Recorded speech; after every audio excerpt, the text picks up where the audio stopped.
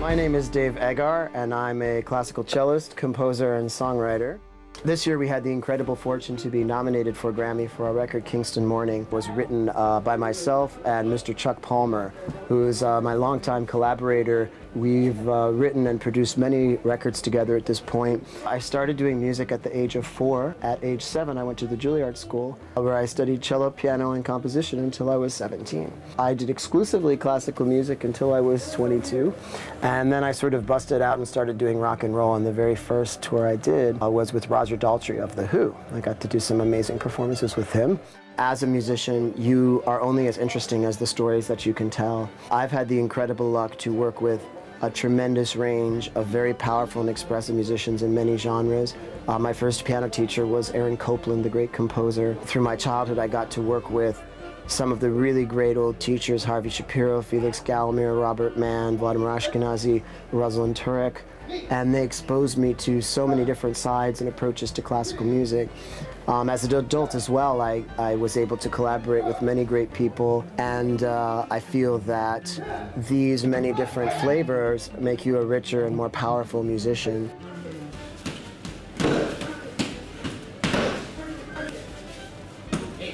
Karate is a very active sport and very hard on your hands.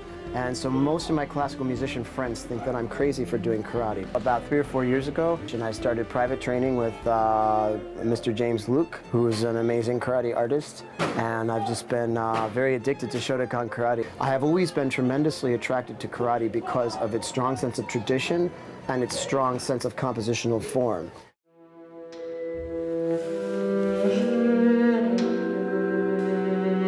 One of the things that James and I have worked on a lot was Bach's cello suites, his solo cello suites, because they're one of my favorite works and I really enjoy them thoroughly. We've put them together with various katas because, like the katas, each of the cello suites has its own very specific rhythm, dance rhythm, and shape and form.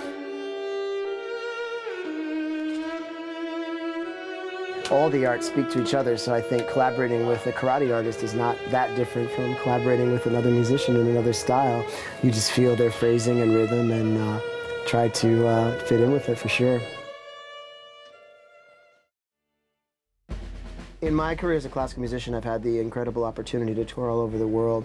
Starting in my early 20s as a classical musician, I was able to tour Asia, Central Asia, Eastern Europe, with many contemporary music groups such as Continuum and the Flux Quartet. I feel that the many musics of the world have a lot to teach each other. I don't consider the music that I do to be fusion. I consider it to be more sort of like collage storytelling, like you travel and you pick things up as you go along the way, and each thing is more and more and more, and the stories get deeper and more intense. Throughout my life, I've been fascinated with the music and the traditions of other cultures and the ability that music has to cross cultural paradigms and to dialogue. Most recently, my band spent some time with the Tala Andig tribe on the island of Mindanao in the Philippines. They have a 2,000-year-old tradition of bowed string instruments, and we got to try their instruments and write and record with them.